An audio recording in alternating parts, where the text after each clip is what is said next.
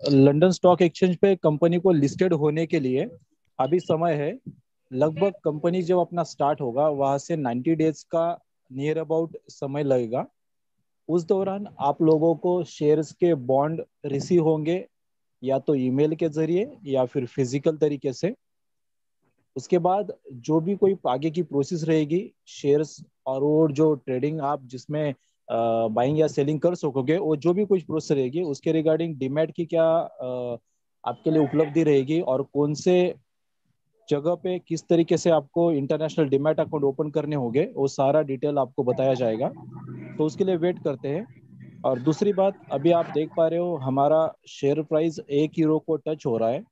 उसके लिए सिर्फ 0.3 मतलब 3 पड़ाव बाकी है।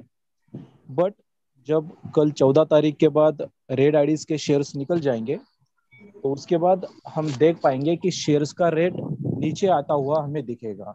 मतलब नियर अबाउट 20 to 25 ये रेट नीचे आ सकता है। तो हम इसको 0.70 या 0.75 तक देखेंगे जब सब शेयर्स का कैलकुलेशन होगा और रेड आईडीज के शेयर्स निकाले जाएंगे। तो उसके बाद फिर कंपनी तय करेगा कि ये जो शेयर्स अभी बचे हुए हैं, जितने भी रेड आईडीज के शेयर्स बचे रहेंगे, वो कंपनी खुद के पास एज अ स्टेक जो रखता है। कोई भी कंपनी जब स्टॉक एक्सचेंज पे लिस्टेड होता है तो 20 to 30% का स्टेक अपने पास रखता है, बाकी मार्केट में डिस्ट्रीब्यूट करता है।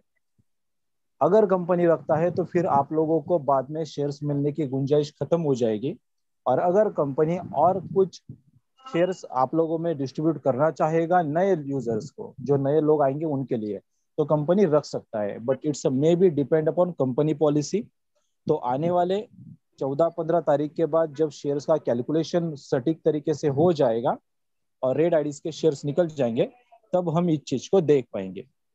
दूसरी बात, 14 तारीख को जैसे ही हमारा कट ऑफ होता है तो तुरंत 15 तारीख को अपने लीडर्स या सीनियर्स को फोन मत कीजिए कि सर रेड आईडीज के शेयर्स नहीं निकले या फिर शेयर्स का रेट नीचे नहीं गिरा या जो भी चीज है। तो दोस्तों, जब कट ऑफ होगा उसके बाद कैलकुलेशंस होते हैं और ये बहुत हेवी कैलकुलेशंस रहेंगे, क्योंकि पूरे साल भर का पिछले मई महीने से लेके अभी तक का पूरा डाटा, पूरा लेखा जोखा, जितने भी रेड आईडीज है उनका निकाला जाएगा। उसको निकालने के लिए स्टेप बाय स्टेप प्रोसेस रहती है, उसको फॉलो करते हुए कंपनी आगे बढ़ेगा। सो उसके लिए 1-2 दिन भी लग सकते हैं रेड आईडीज के शेयर्स निकलने के लिए।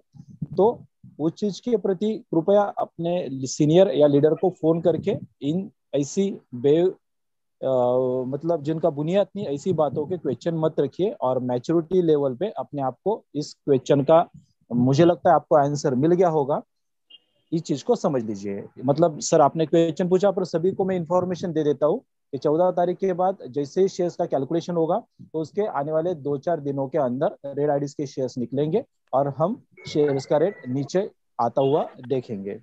Thank you. Thank you sir, thank you. और मिस्टर मोहम्मद मिनहाज, अपना क्वेश्चन प्लीज सही से लिखें, मेरे को समझ में नहीं आ रहा है, एक बार रिपीट करके अपना क्वेश्चन लिखें। Thank you. और जफर सर, किसी के पास और कोई क्वेश्चन? मेरे पास 2 क्वेश्चन आए थे, मैंने दे सर दिए। मेरे सर मेरे पास एक क्वेश्चन आया है चंदन कुमार जी का। उन्होंने ये पूछा है, एड स्टार्ट होने से पहले 1 यूरो का रेट बढ़ जाता है शेयर मार्केट का, तो कंपनी एक्सचेंज में लिस्टेड हो जाएगी क्या शेयर मार्केट में? सर मैंने तो उसका अभी लगभग लगभग पूरा सटीक जवाब दे दिया। फिर भी रिपीट करना चाहता हूँ कि देखिए, 1 यूरो का रेट अभी हमें दिख रहा है, बट जैसे रेड आईडीज के शेयर्स निकलेंगे तो ये जो 1 यूरो का रेट है ये हमें कम, मतलब गिरते हुए क्रम में नजर आएगा। तो लगभग 25% तक इसका डाउनफॉल हो सकता है। तो मे भी हम 70 to 80 के बीच में इसको देखेंगे। और उसके बाद फिर कंपनी तय करेगा कि आगे नए यूजर्स को शेयर्स देना है या अपने पास रखना है। सेकंड थिंग, जब कंपनी स्टार्ट होगा हमारा रियल तरीके से और कंपनी लंदन स्टॉक एक्सचेंज में उसकी प्रोसेस कंप्लीट करेगा लिस्टेड होने की, तो वहां से लेकर 90 डेज लगेंगे इन सारी प्रोसेस और आपको अपने शेयर्स के बॉन्ड या जो भी प्रोसेस रहेगी वो रिसीव करने के लिए। Okay, thank you.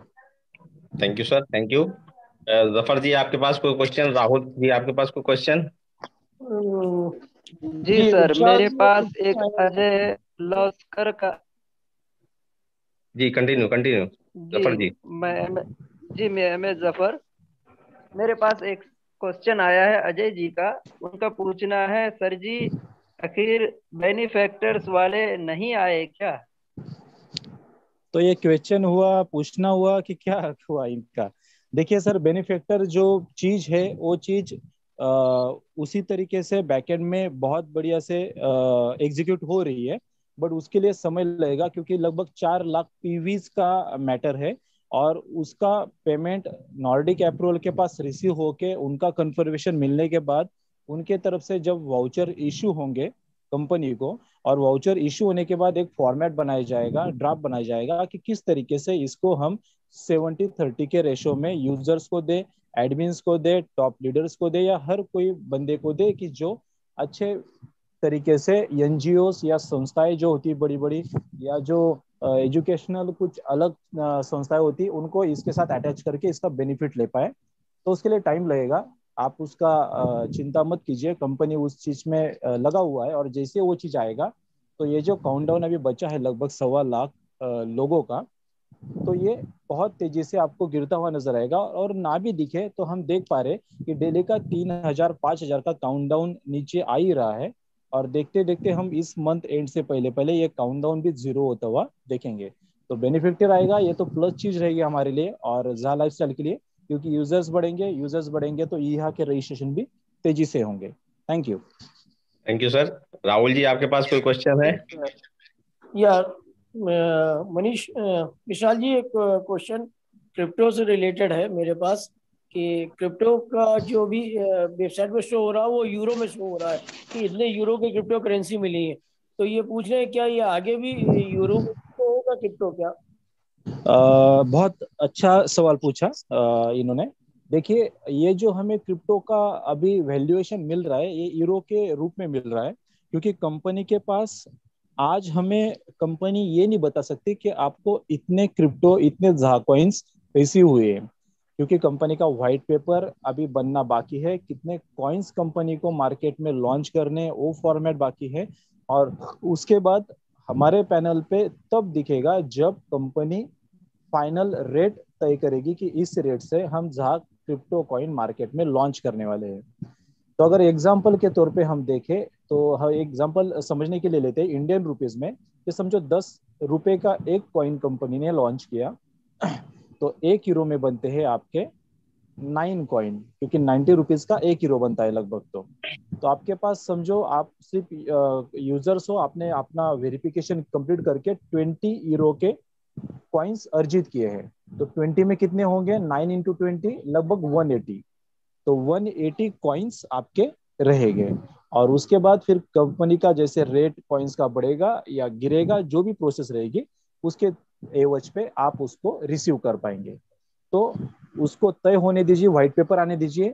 आपको आज की डेट में जो कॉइन्स नजर आ रहे हैं आपके डैशबोर्ड पे, वो यूरो के स्वरूप में नजर आ रहे हैं। मतलब इतने अमाउंट के आपके पास क्रिप्टो हो सकते हैं, इतने अमाउंट के आपके पास जहा कॉइन रहेंगे। फिर उसका डिस्ट्रीब्यूशन रहेगा, कंपनी जो रेट तय करेगा लॉन्चिंग का उस बुनियाद पे। Thank you. Thank you sir, एक थैंक यू। क्वेश्चन और है।